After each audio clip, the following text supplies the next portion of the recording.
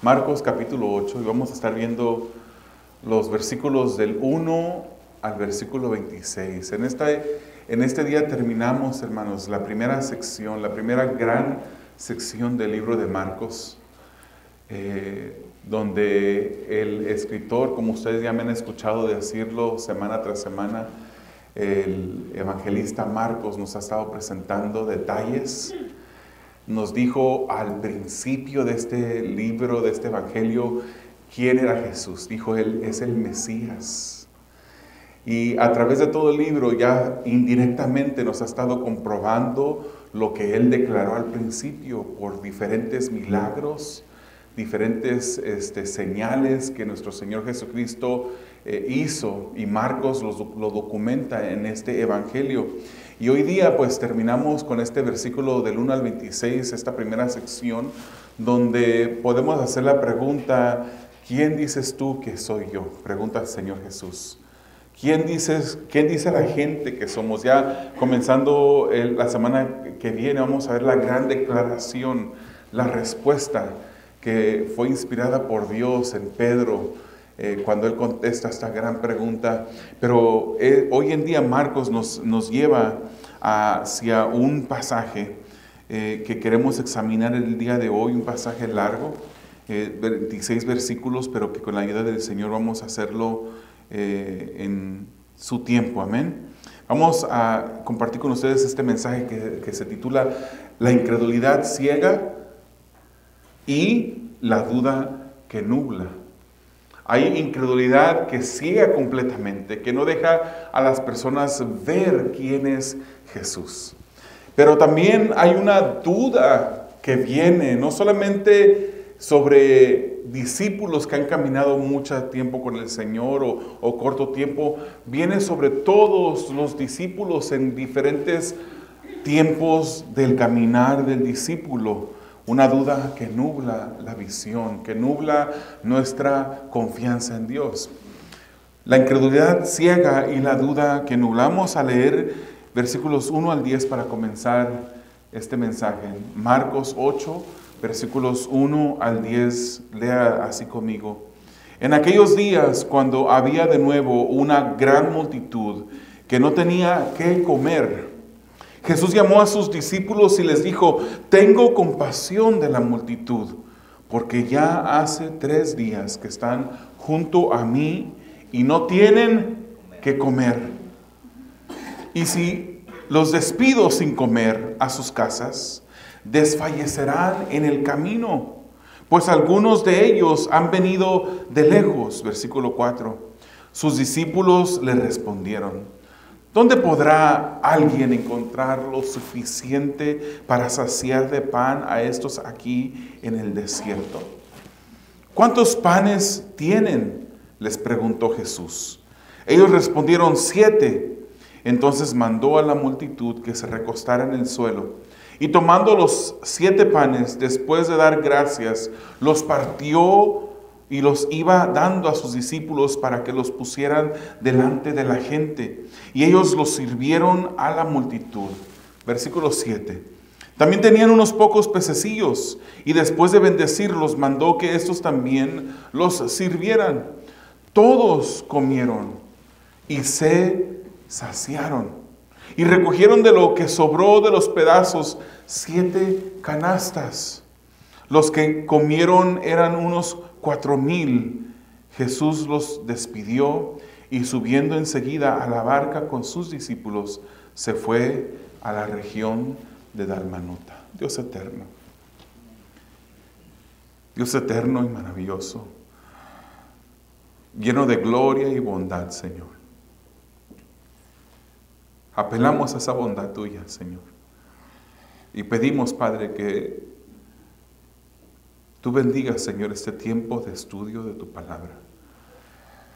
Que tú abras nuestras vistas, abras nuestros oídos, abras la puerta de nuestros corazones, Señor, para poder ver, escuchar, entender. Y doblegue, Señor, nuestros corazones ante ti para poder obedecer lo que tú nos quieres enseñar a través de tu palabra, Señor. Sé tú el que hable. Sé tú, Señor. Te necesitamos a ti. En el nombre de Jesús te lo pedimos en esta mañana. Amén. Hermanos, quisiera llevarlos a través de estos 26 versículos, con los primeros 10 versículos mirando una señal que fue olvidada. Una señal que fue olvidada. Luego vamos a ir a los versículos del 1 al 21 y vamos a ver señales que fueron ignoradas, no solamente olvidadas, sino ignoradas. Y vamos a terminar con los versículos 22 al 26 viendo un ejemplo de un ciego. ¿Y por qué es que Marcos pone este ejemplo de un ciego?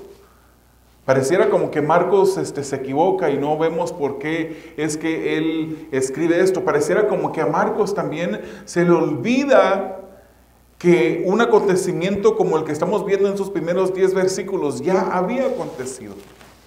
Y hay muchas similitudes, aunque algunas diferencias entre los dos sucesos. ¿Y por qué es que Marcos vuelve a poner este relato en el pasaje de su evangelio?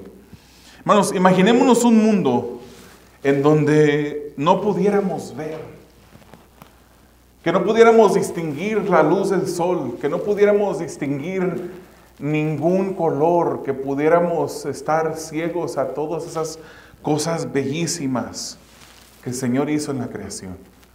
Que no pudiéramos distinguir los diferentes matices de colores en las flores. Que no pudiéramos distinguir ni siquiera el rostro de nuestros seres queridos. Que pudiéramos decir, pues yo tengo familiares, pero nunca los he visto, solamente escucho sus voces. Solamente he podido acariciar sus rostros, pero no los puedo conocer. Imagínense un mundo en donde no pudiéramos ver, sin reconocer visiblemente las diferentes cosas que a lo mejor hemos escuchado por sus sonidos, pero no pudiéramos distinguir su apariencia, dependiendo en todo lo que hiciéramos para caminar de un lado a otro de algún bastón o de la ayuda de otras personas. Me recuerdo hace muchos años cuando trabajaba en una empresa para aumentar la empatía que se deberían de tener por las personas ya ancianas. Se les ponía a las personas en una clase unos lentes que disminuían la visión de las personas que se los ponían, y usaban unos aparatos en los oídos para disminuir el oído o el oír. Y el intento de eso era que pudieran experimentar un poco de lo que experimentan las personas que van avanzando en edad, que se nos va acabando la vista. Yo estoy ahí dentro de ese grupo.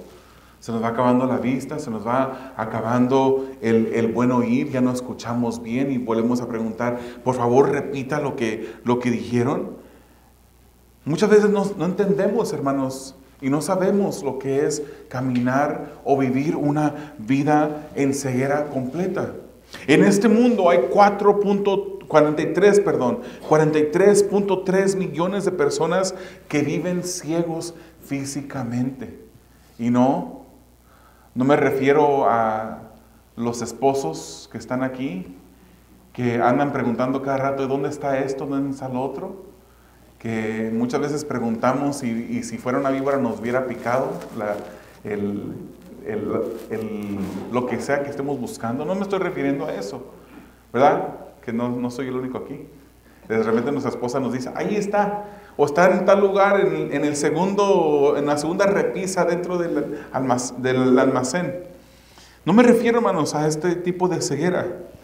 Sin embargo, hermanos, aun cuando las encuestas proveen un número de cristianos que en el mundo de 2.38 billones de personas, o sea, ese es el 25% de la población mundial. Si tomamos las inferencias bíblicas que nos dicen que no todos los que se llaman cristianos son, no todos los que son discípulos son, podemos entender, hermanos, que hay personas con ceguera espiritual. Y el número de personas con ceguera espiritual que van caminando en este mundo es mucho mayor de lo que podemos nosotros entender. Hay personas que hoy en día, aunque físicamente pueden ver, tienen cegados los ojos de su corazón y de su alma para entender quién es Jesús. Y muchas veces, hermanos, a nosotros nos llega la duda. Y nos llega esa incredulidad o esa duda que nos hace olvidarnos de quién es nuestro Señor Jesús. Es por eso que en estos primeros 10 versículos vemos una situación repetida para los suyos.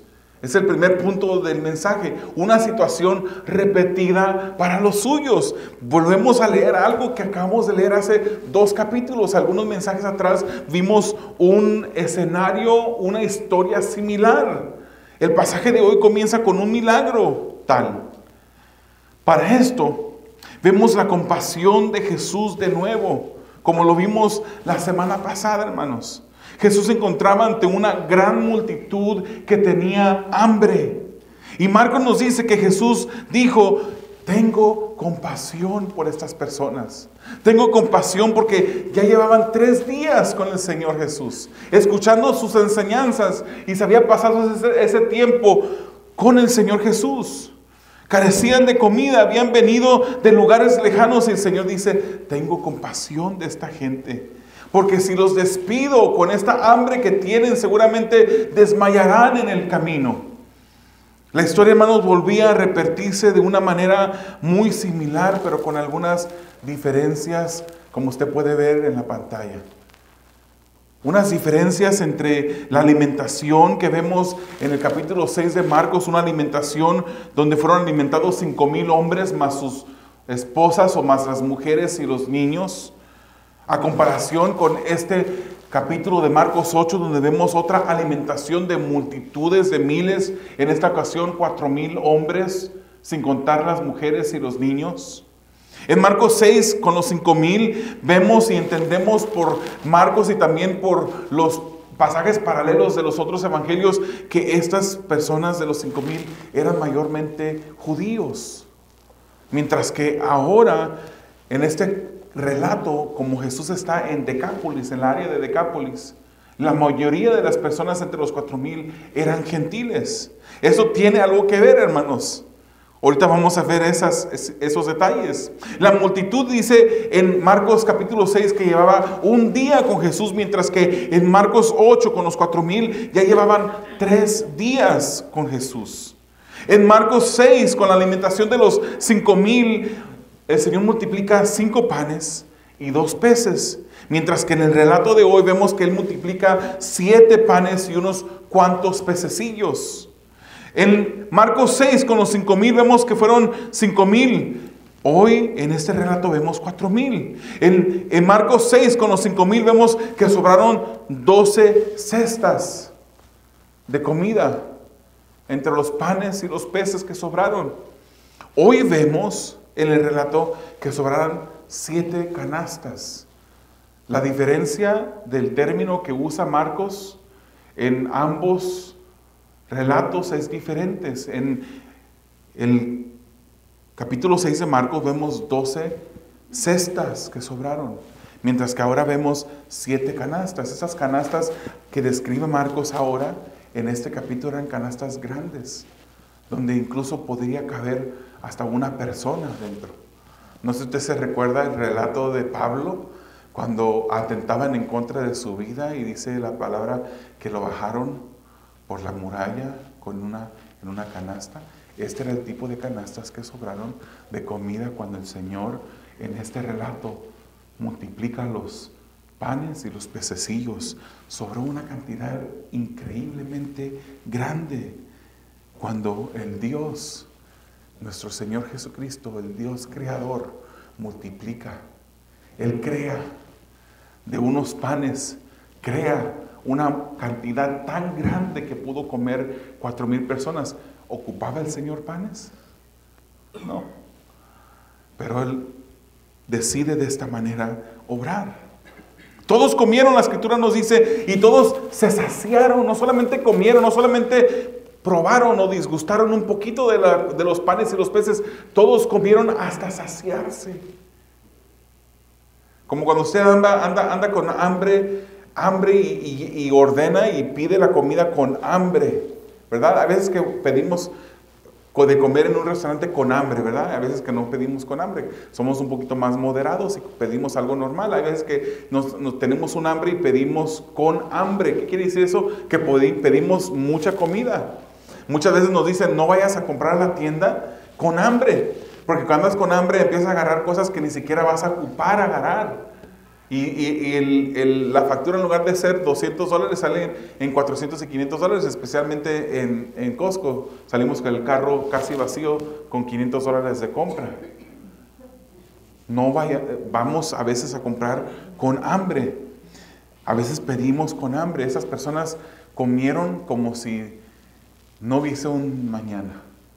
Saciaron sus estómagos. Y vemos, hermanos, una diferencia distintiva en este pasaje de Marcos capítulo 8, pero también una falla de los discípulos. La diferencia que vemos y que quisiera mencionar es que ahora estaban en presencia de gentiles. Era una gran diferencia entre este pasaje y Marcos 6, cuando estaban con los judíos, o mayormente judíos. Para los discípulos esto era una lección. Los discípulos eran judíos, habían crecido con las normas y las costumbres judías.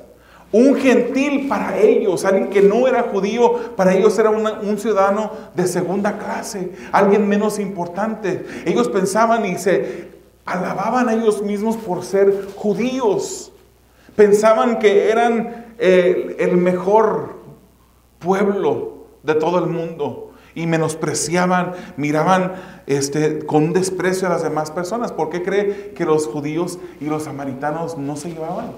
Los samaritanos eran mitad judíos, pero eran judíos que se habían mezclado con otras naciones, con otros pueblos.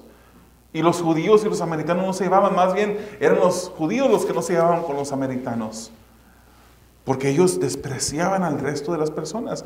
Este era un ejemplo, una enseñanza para los discípulos, cómo Jesús llega a esta área de Decápolis, mayormente gentiles en esta región, y el Señor hace el mismo milagro que hizo en medio de los judíos.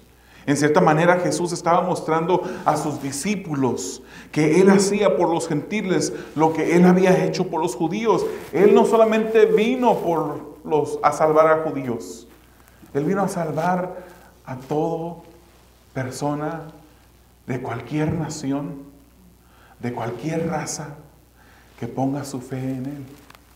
Por eso cuando Jesucristo se le presenta, dicen, este es el Cordero de Dios que quita el pecado del mundo. No solamente de la nación de Israel, quita el pecado del mundo. Y ahí entramos usted y yo, hermanos. Nosotros no somos judíos, que yo sepa, no hay ningún judío aquí o de descendencia judía. Pero somos salvos, somos hijos. Aquí en este lugar hay hijos de Dios, porque el Señor Jesucristo vino a salvar al mundo. Pero una falla, hermano, que vemos en los discípulos. En esta ocasión, cuando a los mismos discípulos que vieron a Jesús alimentar los 5,000, se les presenta otra vez una necesidad, ahora con un número grande de personas, aunque menor, pero grande. Jesús ya les había dicho, tengo compasión de estas personas. Llevan 3 días conmigo y no los quiero despedir porque algunos han venido de lejos. Si los despido, seguramente desfallecerán. Van a colapsar, van a caer en el camino del hambre que tienen. Van a desfallecer. Pero no vemos que ellos fueron con Jesús y le dijeron, Jesús, pues ya en una ocasión a una multitud más grande le dices tú de comer. Dales tú de comer, Jesús. Mira, aquí encontramos unos panes. ¿Por qué no multiplicas esos panes como lo habías hecho en el pasado? Seguramente usted piensa y diría, si yo hubiera sido un discípulo de Jesús, yo hubiera dicho eso. Fue hace unos meses, hermanos, que los discípulos habían visto la alimentación de los 5,000, cómo Jesucristo había multiplicado de la misma manera unos cuantos panes y unos cuantos peces para alimentar a 5,000 personas. Habían pasado unos meses solamente.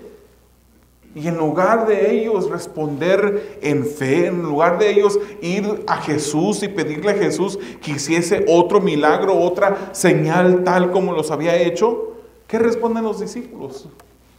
¿Cómo vemos que respondieron? Ellos dijeron, ¿dónde podrá alguien encontrar lo suficiente para saciar de pan a estos aquí en el desierto?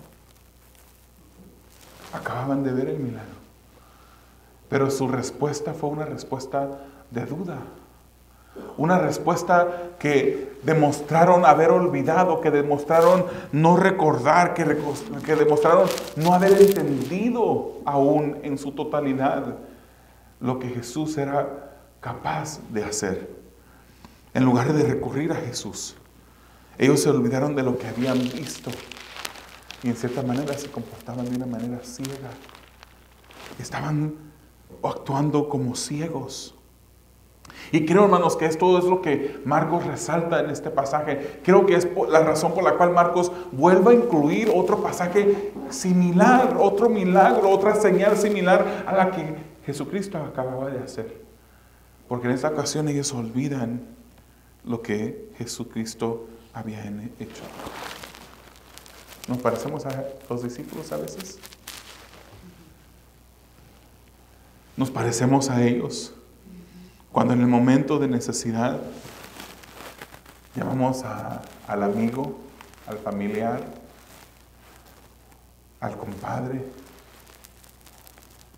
para que nos ayude, para que preste dinero, para que nos comparta un poquito de esa pomada que trajeron de México, que es milagrosa para curar diferentes dolores. En el momento de necesidad, ¿a quién volteamos a ver? ¿Qué número marcamos? ¿Cuál es nuestra acción? ¿Nos ponemos de rodillas para pedirle al Señor?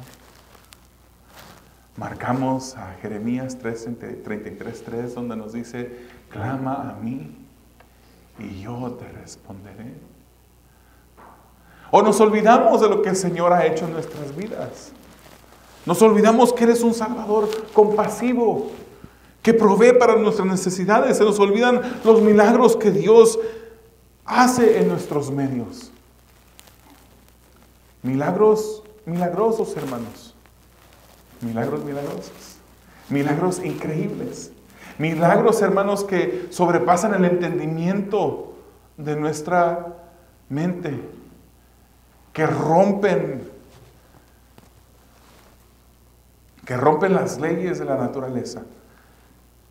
Dios puede hacer esas cosas porque Él creó todas esas leyes. Él lo hizo todo, pero se nos olvidan esos milagros que el Señor ha hecho en nuestro tiempo pasado o que hemos visto en otras personas.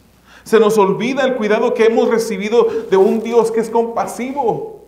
Se nos olvida que nuestro Dios es el creador y que Él de la nada puede crear. Cuando no tenemos salud, el Señor puede crear salud. Cuando no tenemos recursos financieros, el Señor puede dar recursos financieros. Hemos visto, hermanos, pero la duda aún sigue nublando nuestra vista como discípulos del Señor Jesús. La duda nubla nuestra vista. Somos discípulos de Jesús, pero aun cuando tenemos la revelación completa de las Escrituras, cosa que los discípulos no tenían, nosotros estamos mejor que los discípulos. Podemos ver la revelación completa de las Escrituras, pero aún seguimos actuando como los discípulos del primer siglo, dudando de Jesús, dudando de Él. ¿O nada más a mí me pasa, hermanos? ¿Solamente soy yo? ¿Estoy solo yo en este día diciendo que solamente a mí, solamente soy yo o somos todos nosotros? Marcos nos dice que después de esto Jesús sube a la barca y se fue a Dalmanuta. Ese es el lado oeste. Se recuerda que les expliqué, hoy ya vamos a estar al punto cuando el Señor Jesucristo empieza a descender del norte al sur, pero en términos de geografía empieza a subir porque Jerusalén está más alto. Él empieza su camino a Jerusalén en el próximo capítulo. Él empieza ese camino. Él ha estado desempeñando su ministerio en el norte de Israel, alrededor del mar de Galilea. Incluso se fue más al norte de Israel, a Sidonia, a Tiro, y ahora está regresando regresó al lado este del mar, pero ahora se va en barca al lado oeste. Siguen en el área del mar de Galilea. Y aquí, hermanos, en los versículos 11 al 21 vemos una ceguera permanente de los que lo rechazan. Una ceguera permanente de aquellos que rechazan a Jesús. Lea conmigo solamente el versículo 11 y 12 que dice así. Entonces salieron los fariseos y comenzaron a discutir con él. Ya estaba en el lado judío, en el lado donde estaban los judíos. Y aparecen sus, entre comillas, amigos. Salieron los fariseos y comenzaron a discutir con él, con Jesús, buscando de él una señal del cielo para poner a prueba a Jesús. Suspirando profundamente en su espíritu, dijo, suspira él en su espíritu, ¿por qué pide señal esta generación? En verdad les digo que no se le dará señal a esta generación. Repetimos, hermanos, ya está del lado oeste del mar, el lado donde habitaban mayormente judíos. Aparecen de nuevo estos fariseos, como siempre buscaban ponerle trampa al Señor Jesús. Trataban de hallar fallas en su enseñanza. Pedían señales del cielo porque tenían motivos engañosos, motivos malévolos. Estaban corrompidos de corazón y pedían al Señor Jesús que les mostrara señal. Y no cualquier señal, sino una señal del cielo. Es distintivo cómo Marcos menciona que los fariseos dijeron, pedían señal del cielo. Su corazón estaba lleno de incredulidad. Pero señal del cielo, ¿por qué? Los fariseos tenían una superstición, hermanos, que al igual que las señales que Dios podía hacer, el enemigo o el diablo, Satanás, podía duplicarlos. Se recordaban ellos de lo que pasó con Faraón, con los magos de Faraón, cómo ellos imitaron las cosas que hizo Moisés. Entonces ellos tenían esta superstición. Si ha sanado a personas, pues el diablo también lo puede hacer. Incluso, no sé si usted se recuerda, que acusan a Jesús en una ocasión de decir que él hacía lo que hacía por obra de Satanás, porque él estaba con Satanás. Entonces ellos piden una señal del cielo, algo que solamente Dios pudiera hacer. Su demanda de señal era específica. Sabemos, hermanos, y hemos dicho que Jesús no vino para hacer señales principalmente. Ese no fue el motivo de él venir a este mundo, para hacer señales y milagros. Pero cuando él hacía señales y cuando hacía milagros, estos daban evidencia de quién él era. Por eso Marcos se da el detalle de decirnos todos los milagros que Jesucristo había hecho. Jesús hizo señales enfrente incluso de estos mismos fariseos, hermanos. Enfrente de esos fariseos, en sus narices, Jesucristo hizo señales. Seguramente habían estado presentes ahí cuando había alimentado a los 5,000. Habían visto a Jesús sanar enfermos, habían visto a Jesús liberar endemoniados. Incluso lo había hecho en día de reposo y por eso lo acusaban, por eso estaban en su contra. Jesús había hecho señales del cielo cuando él reprende al viento. ¿Se recuerda? En el mar, el mar azota en contra del barco y los vientos están soplando. Jesús viene caminando en el mar y manda al viento calmarse. Manda al mar diciéndole, cálmate, sosiégate. Cuando Jesús fue bautizado, hermanos, dice la palabra del Señor que cuando él sale del agua, desciende la paloma, desciende el Espíritu Santo en forma de paloma y se escucha la voz del Padre del cielo que dice, este es mi Hijo amado en el cual tengo complacencia. Es una señal del cielo. Pero los fariseos pedían señal del cielo. Mateo, hermanos, registra las palabras de Jesús en el capítulo 12, versículo 39, y él dice: pero él respondió: una generación perversa y adúltera demanda señal, y ninguna señal se le dará sino la señal de Jonás el profeta. Esos fariseos estaban ciegos, hermanos, estaban ciegos. No recuerdo en este momento otro. Quizás es el único, pero Nicodemo fue el único fariseo que pudo ver. Se recuerda que la palabra de Dios nos dice en el capítulo 4 de Juan que Nicodemo viene a Jesús de noche y le dice: Maestro, sabemos que vienes de Dios, porque nadie puede hacer las señales que tú haces si no está Dios con él. Sabemos que vienes de Dios. Los fariseos representaban, hermanos, a todo aquel que rechaza a Jesús. ¿Habrá personas en este lugar que han rechazado a Jesús? Que quizás están aquí por una costumbre de venir los domingos. ¿Habrán personas aquí que han rechazado a Jesús?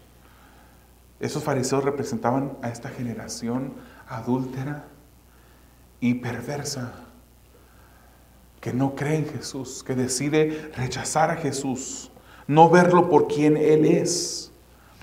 Los fariseos después recibieron la señal de Jonás, hermanos. Después, cuando Jesús fue sacrificado, esa señal de Jesús apuntaba a su muerte, su sepultura y su resurrección. Así como Jonás pasó 3 días en el vientre de esa ballena, era necesario que el Hijo del Hombre pasara 3 días sepultado.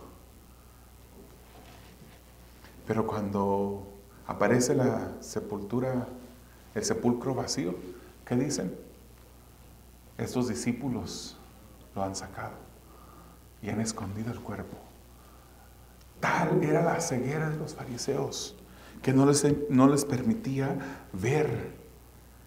El versículo 13 nos dice que Jesús embarca otra vez y se va al este del mar, más bien al noreste, porque Él llega a una ciudad.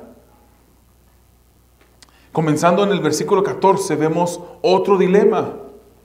Marcos nos dice que los discípulos olvidaron tomar pan o panes para el camino. Y dice la Escritura que solamente traían ¿cuántos panes? 1.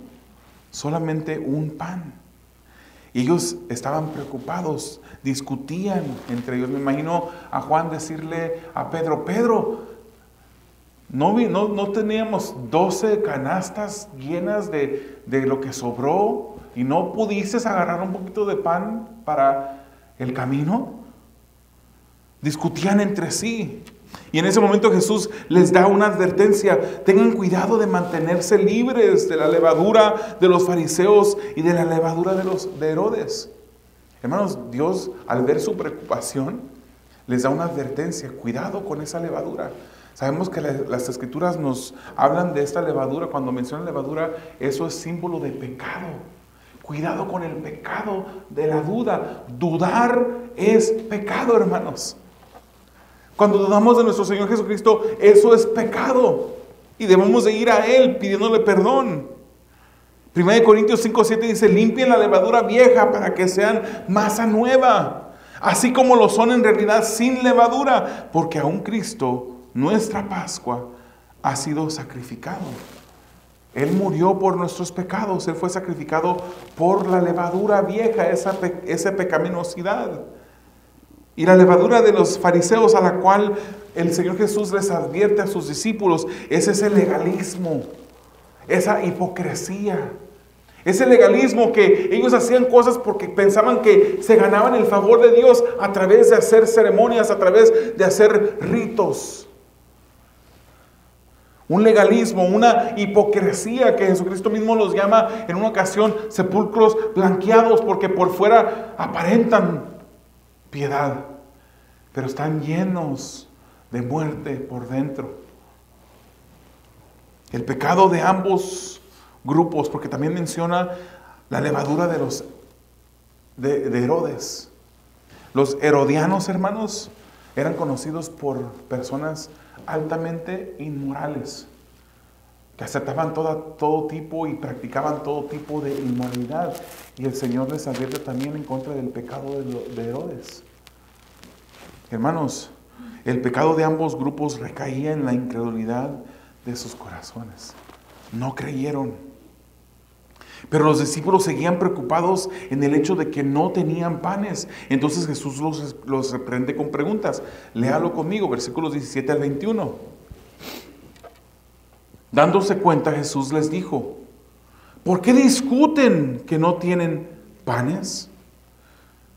¿Aún no comprenden ni entienden? ¿Tienen el corazón endurecido? Teniendo ojos, ¿no ven? Y teniendo oídos, ¿no oyen? ¿No recuerdan cuando partí los 5 panes entre los 5,000? ¿Cuántas cestas llenas de pedazos recogieron? 12 le respondieron. Y cuando partí los 7 panes entre los 4,000, ¿cuántas canastas llenas de pedazos recogieron? 7 le dijeron. Entonces les dijo: ¿aún no entienden? ¿Aún no entienden?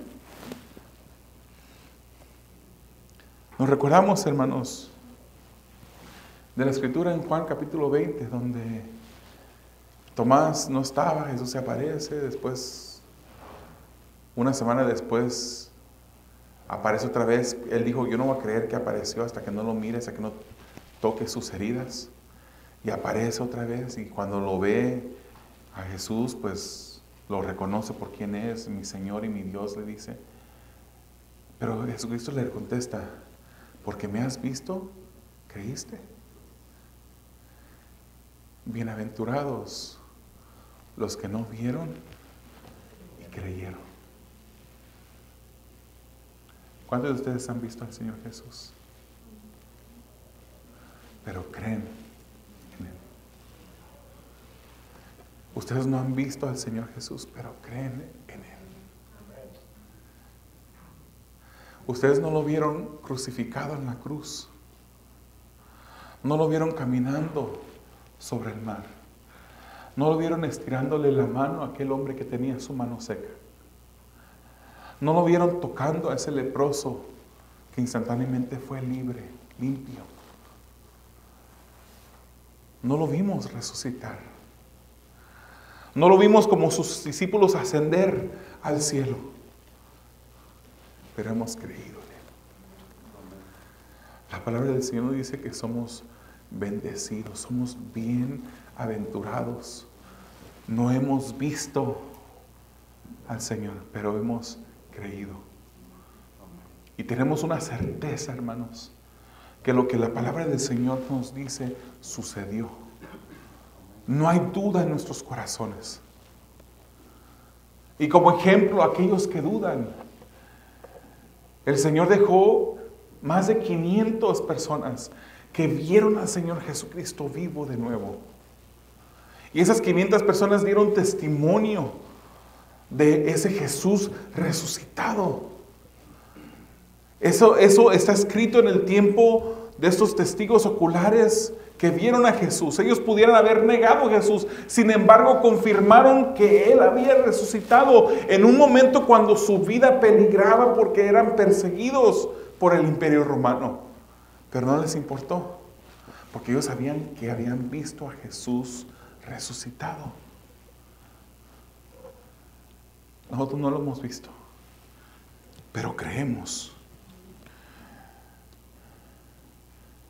Aunque a veces dudamos. Somos sus discípulos. Los discípulos habían creído en Jesús, pero estaban en un progreso. Estaban en una caminata progresiva, mientras que ellos iban entendiendo más y más, creyendo más en Jesús, poniendo su confianza más y más en Él. Las mismas preguntas el día de hoy debemos de escuchar nosotros cuando dudamos. Las preguntas del Señor Jesús. ¿Por qué se preocupan por el sustento? ¿Por qué se preocupan por el pan del mañana? ¿Por qué se preocupan si tendrán o no tendrán?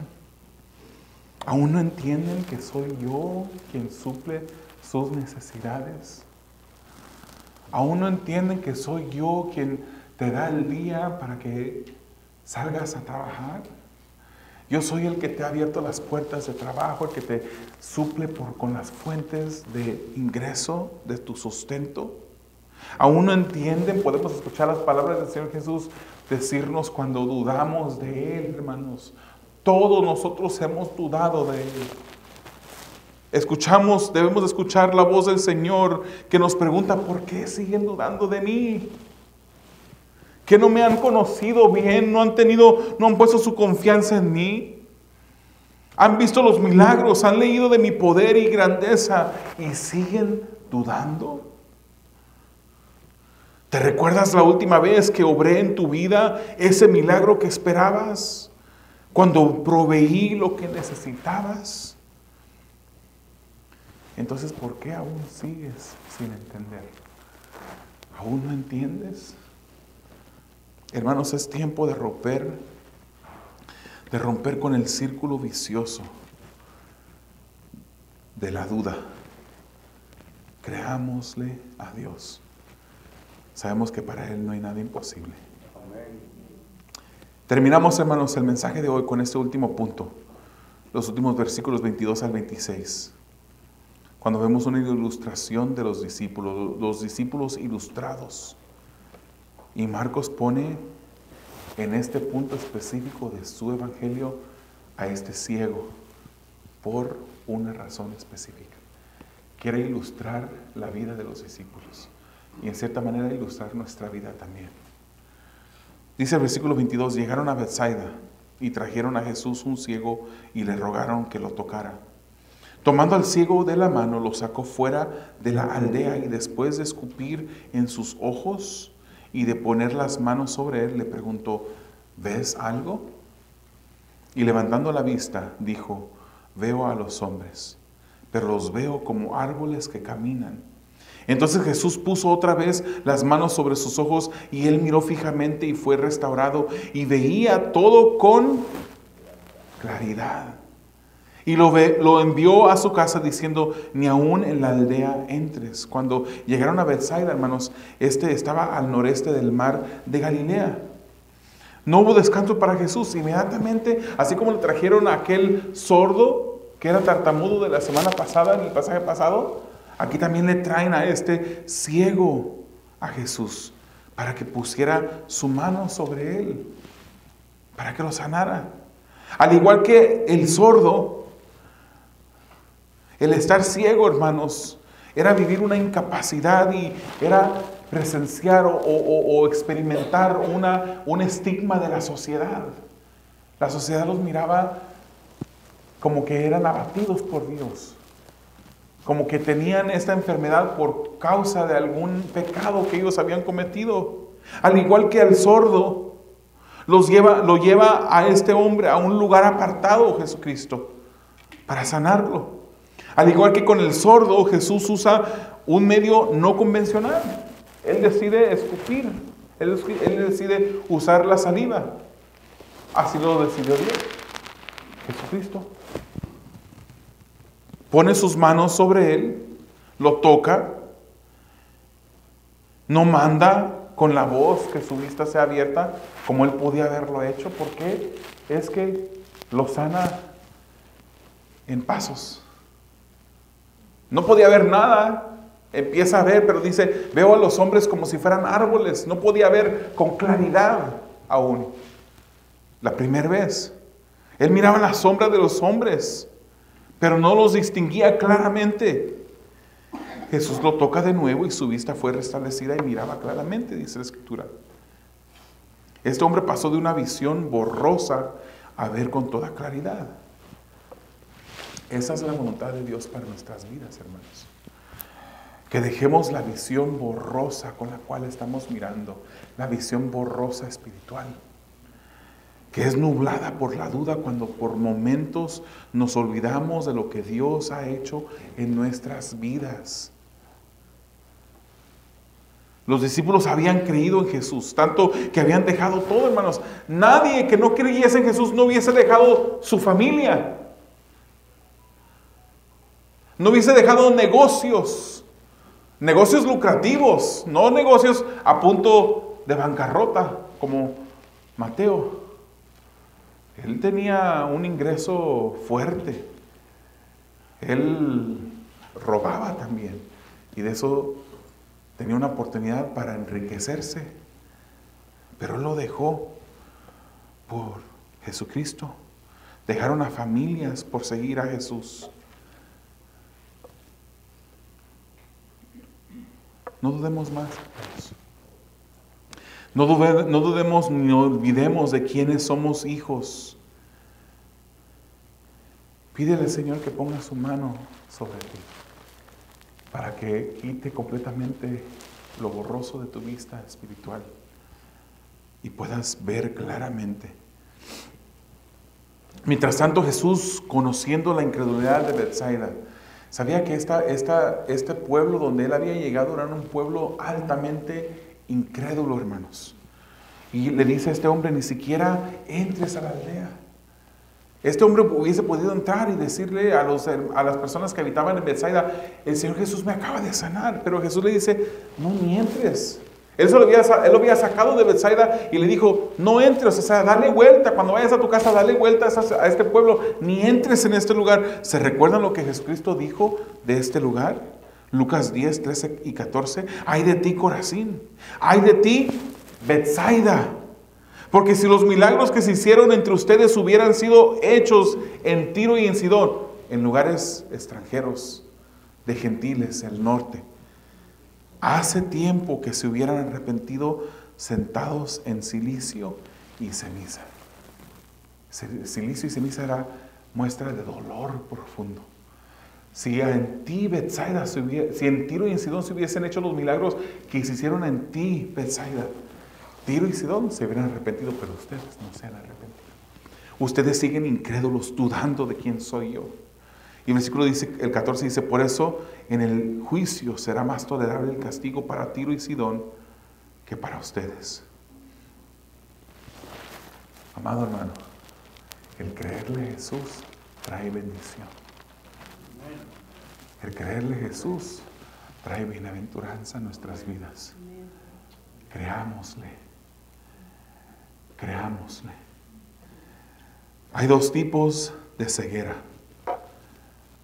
Esa ceguera de incredulidad que hace que el hombre no reconozca quién es Jesús. Pero también hay un tipo de ceguera que causa la duda, que nos hace ver borrosamente, nos hace olvidar las cosas que el Señor hace en nuestras vidas. ¿Por qué no meditas un momento en esto, hermanos? ¿Por qué no inclinas su rostro y cierra sus ojos un momento?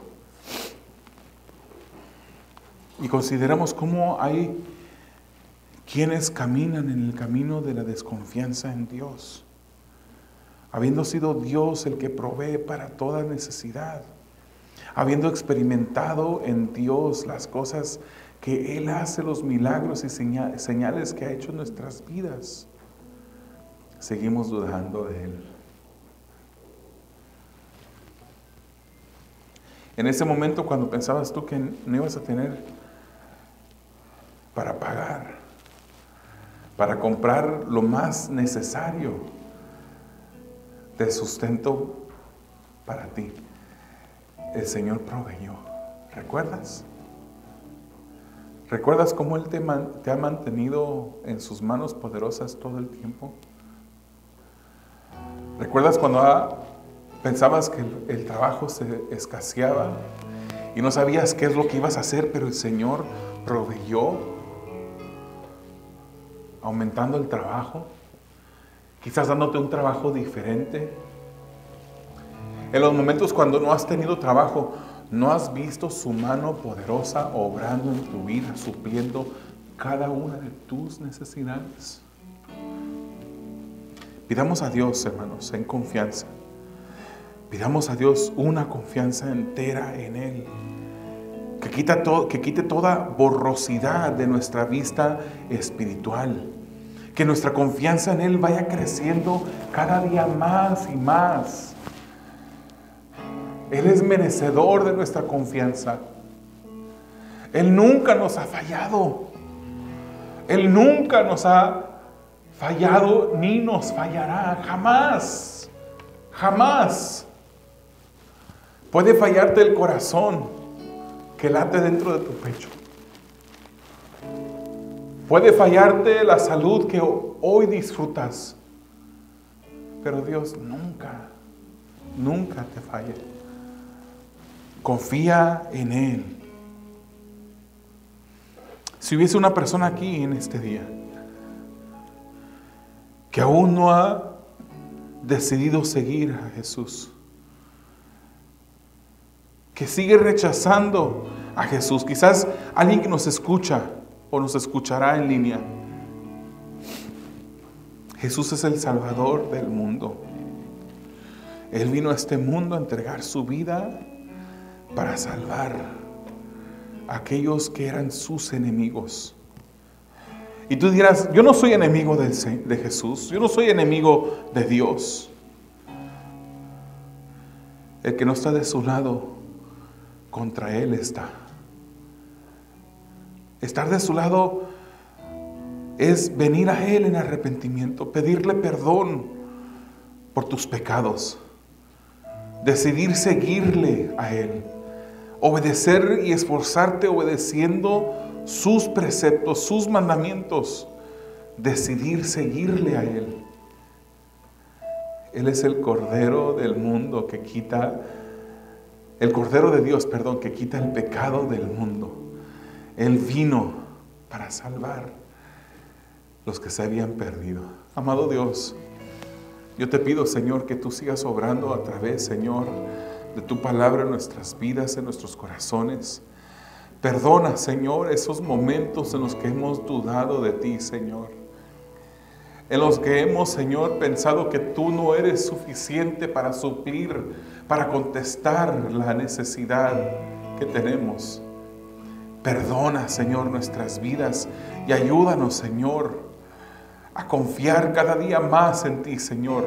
A saber, Señor, que tú eres el Mesías, el ungido que fue enviado, Señor, para suplir la necesidad más grande que teníamos. La necesidad de salvación para nuestras vidas. Ahora ya no más, Señor, estamos rumbo al infierno. Ya no más, Señor, estamos esclavizados al pecado. Ya no más estamos, Señor, bajo condena, sino que ahora disfrutamos, Señor, de una promesa tuya, de ese Dios que es fiel, una promesa de una eternidad en el cielo, no por nuestros méritos, sino por los méritos de tu Hijo Jesucristo. Ayúdanos, Señor, a confiar en ti. Porque tú no solamente eres ese Dios, Señor, que suplió para nuestra salvación. Es ese Dios, eres ese Dios, Señor, que sigue supliendo para cada una de nuestras necesidades. Ayúdanos, Señor, a confiar en ti, a no dudar de ti, Señor. También oro, Señor, por esas personas que no te conocen, que han escuchado, Señor, este mensaje. Yo te pido, Señor, que tú llegues a sus vidas, que tú pongas, Señor, sobre ellos tus manos poderosas para salvación. Que puedan reconocer, Señor, su pecaminosidad. Puedan llegar ante ti humillados, Señor, arrepintiéndose de sus pecados, pidiéndote perdón, Señor, para vida eterna. Hazlo, Señor. Creemos que lo puedes hacer, Señor, así como lo has hecho con nosotros. En el nombre de Jesús. Amén.